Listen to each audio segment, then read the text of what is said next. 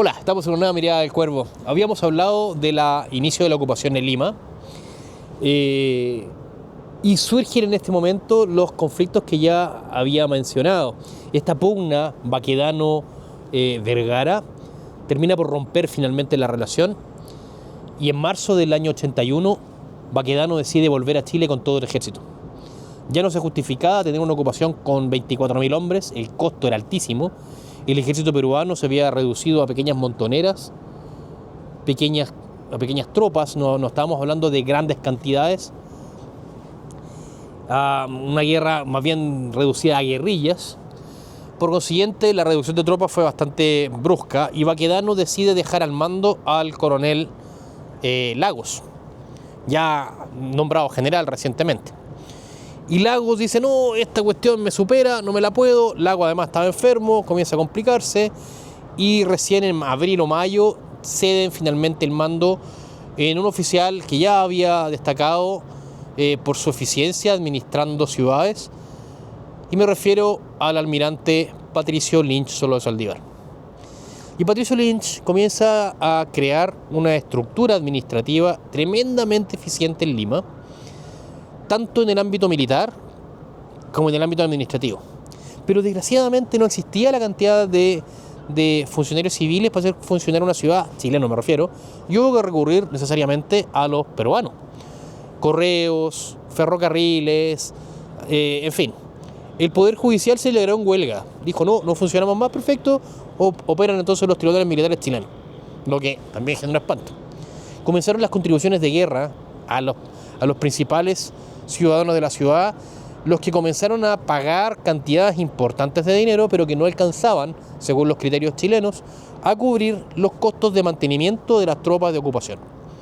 Así entonces surge una idea no solamente para contribuir a la ocupación, sino que para forzar a las autoridades peruanas a firmar la paz definitiva. Ese acuerdo que fracasó a bordo de la fragata La Caguana necesitaba tener una formalización con documentos concretos, pero no había con qué firmar. Las autoridades peruanas estaban perdidas en la cordillera, se habían ido a fondear, no querían dar la cara, en fin, no había a quién agarrar en el fondo desde el punto de vista de autoridad suficiente para poder firmar la paz con Chile. Se crea entonces un gobierno provisional y se les entrega incluso hasta una guardia en un poblado chiquitito cercano a Lima llamado La Magdalena. Y el presidente es peruano en ese momento, Francisco García Calderón. Comienza, en vez de a tratar de firmar la paz con Chile, a entorpecerla.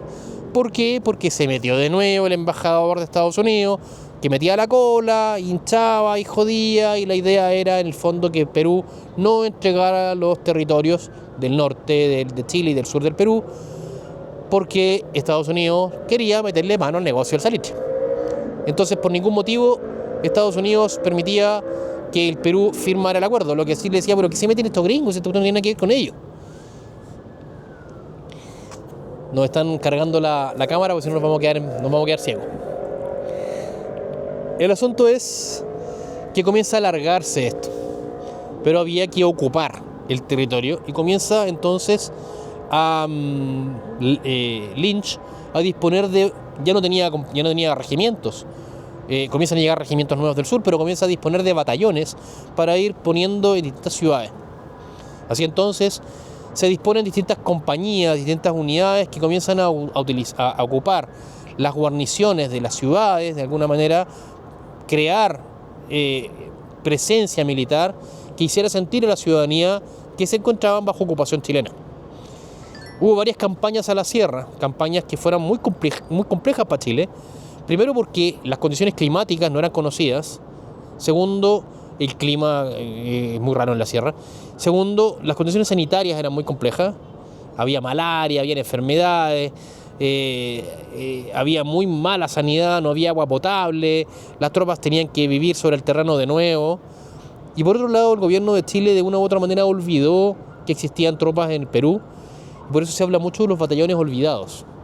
Los 4 cuartos, un saludo a mi querido amigo Rafael Medina de los 4 cuartos, hablan de los batallones olvidados.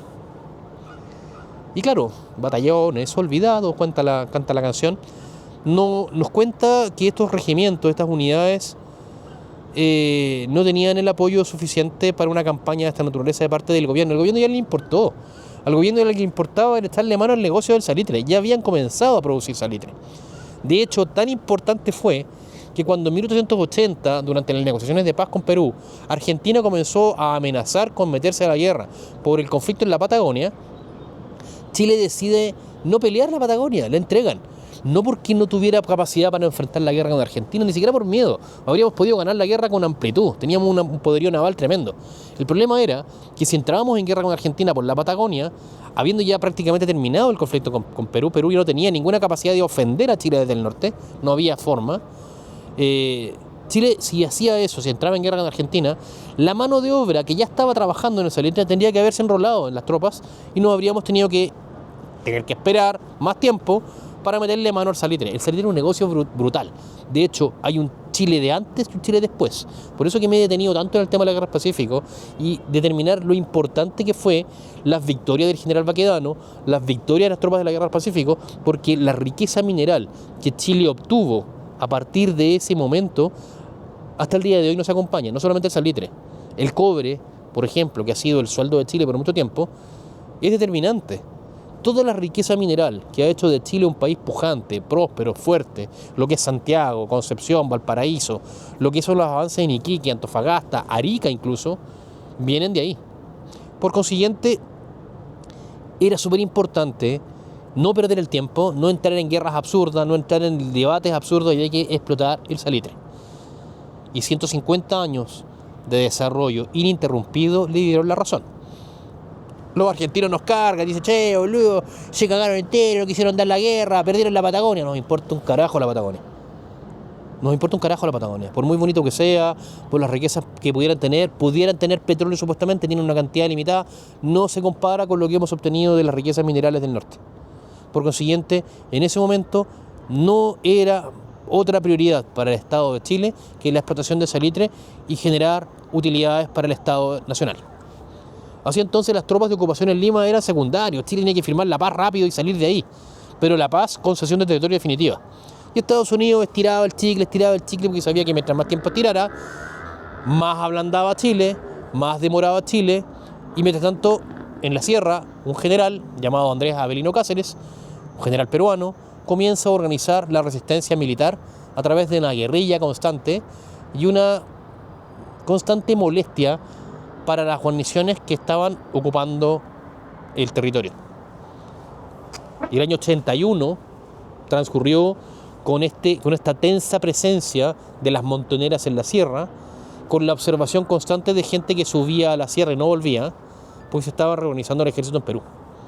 A fines del 81 comienzan a aparecer entonces las primeras unidades de montoneras peruanas que comienzan a sabotear las líneas de abastecimiento de las tropas chilenas en guarnición en Jauja, por ejemplo, que era un lugar bastante cómodo. Debían estar en Jauja, es el único lugar de la sierra peruana que tenía buen clima, buen agua, buena comida, tenían de todo. Entonces las tropas chilenas estaban en Jauja, estaban re cómodos, ahí estaban bien. Pero lo que era la Concepción, Huancavelica, Huancayo, que era muy difícil de mantener, eran ciudades complejas para las tropas chilenas.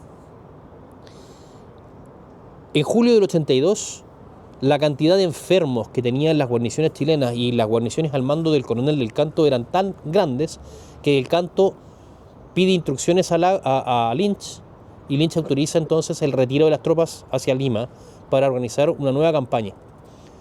Del Canto comienza a retirar a todas sus unidades porque había un levantamiento general de la indiada de la sierra que seguían al que llamaban el Taita Cáceres. Resulta que las tropas chilenas tenían que recoger a todas las tropas que estaban en las distintas unidades y la última de las guarniciones fue la que estaba acantonada en la Concepción. Era una compañía del regimiento Chacabuco, la compañía habría tenido 100 hombres, pero estaba diezmada a 77 y uno del Lautaro, que estaban varios enfermos, habían varios con tifus, mismo Julio Montt Salamanca estaba con tifus.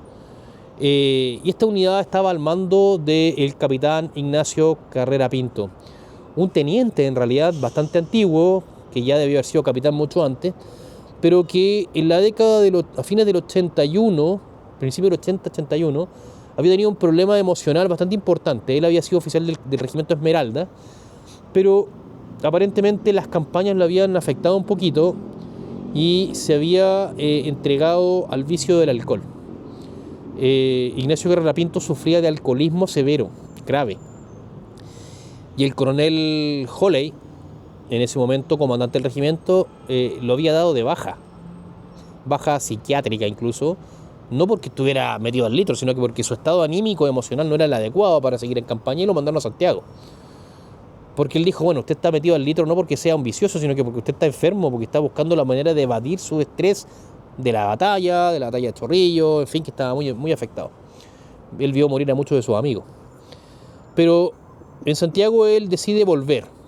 Su amor a la patria lo moviliza a enrolarse en el Chacabuco y le dicen, de acuerdo, pero usted no me toca más una botella de vino, ni de whisky, ni de nada, pura agüita.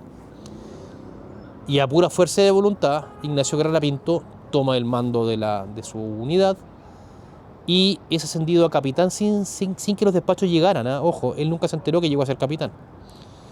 Por antigüedad le correspondía, pero nunca más volvió a caer en el vicio del alcohol y se mantuvo absolutamente abstemio incluso hasta el momento del combate. El día 9 de julio debió haber iniciado la marcha la división del Canto para estar aproximadamente a las 10 de la mañana en la Concepción retirando a las tropas. De hecho, Guerrera Pinto sabía que esto iba a ser así y eso le dio tranquilidad de saber que si los atacaban, la división completa llegaría a defenderlo. El día 9 de julio de 1882, a las 2 de la tarde, los cerros que circundan la ciudad de Concepción, no La Concepción como le llamamos nosotros, se llama Concepción de la Sierra, es rodeado por tropas de línea del coronel Gastó y montoneras del coronel Salazar, indios de Comas muy salvajes que inician un ataque a las 4 esquinas de la plaza. Las tropas chilenas se distribuyen, los 77 soldados que estaban en ese momento en la plaza, se distribuyen en secciones por la plaza para resistir en las 4 esquinas, pero rápidamente son superados en número y comienzan a replegarse hacia el cuartel, que era la casa parroquial y la iglesia de la ciudad. Y desde ahí comienza una resistencia feroz a estas tropas que en cantidades salvajes ingresaban a la ciudad y a tratar de matar a los chilenos, que fueron rápidamente cayendo en combate uno a uno. A las 7 u 8 de la noche del 9 de julio, el capitán Guerrera Pinto hace una salida con sus tropas para despejar la plaza y ya había sido herido en un brazo, pero es alcanzado en el cuello, en la garganta y cae al piso herido de gravedad, herido de muerte. No se alcanza a recoger la tropa cuando se repliegan y es alcanzado finalmente, aparentemente ya muerto o herido, no se sabe, por los indios de Comas que terminan destrozando el cuerpo prácticamente, junto con otros soldados que caen en esa carga.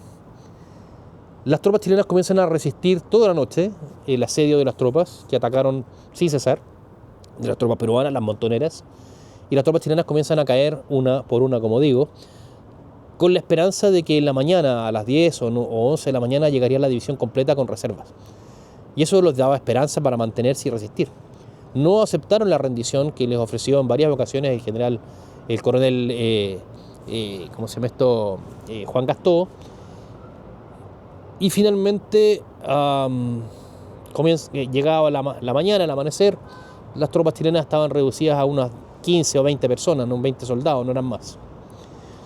En ese momento las avanzadas de la división chilena efectivamente comienzan a aproximarse a la ciudad de la Concepción. La división se había demorado muchísimo en salir desde donde estaba, entiendo que era en Jauja. Costó mucho que salieran porque había muchos heridos y había caído una pequeña nevazón en la noche y habían varios complicados de salud y demoró mucho la tropa en salir. Eso demoró la llegada de la división chilena. Sin embargo, la avanzada del Chacabuco, la división, una avanzada al mando del capitán Bunen Rivera, discúlpenme los términos, voy a ser bien duro, un cobarde de mierda, llegó a las cercanías de la Concepción y no intervino, porque no tenía órdenes. Cuando a las 11 de la mañana, 12 de la mañana, el capitán Pinto Agüero primo hermano de Carrera Pinto, llega a la avanzada y todavía se escuchan algunos tiroteos en la Concepción. Dice, bueno, ¿por qué no avanzó si estaba la compañía siendo atacada? Es que no tengo órdenes, mi capitán, dijo Bunner Rivera. Fusilarlo por la espalda sería hacerle un favor, le dijo Pinto a Bunner Rivera. Situación que te haría cola para mucho tiempo después, porque Del Canto nunca le perdonó aquello a Bunner. Efectivamente, las tropas chilenas entran en la Concepción a eso de las 12 del día 10 de julio, para encontrar la guarnición completamente destruida, literalmente. Los cuerpos fueron hechos pedazos, hasta canibalizaron algunos, y el coronel Del Canto decide tomar represalias. La ciudad es incendiada y el retiro de las tropas chilenas de la Pampa es definitiva. Este revés doloroso convenció al ejército de Chile y al gobierno de que la ocupación debía ser total y que debía llamarse a movilización completa del ejército para dar un fin definitivo a la resistencia militar del Perú. De las batallas y los combates que se vendrán en los años 1882 y 1883 y el final de la Guerra del Pacífico, hablaremos en un próximo episodio con un poquito más de luz porque está bien oscuro. Nos vemos. Hasta una próxima.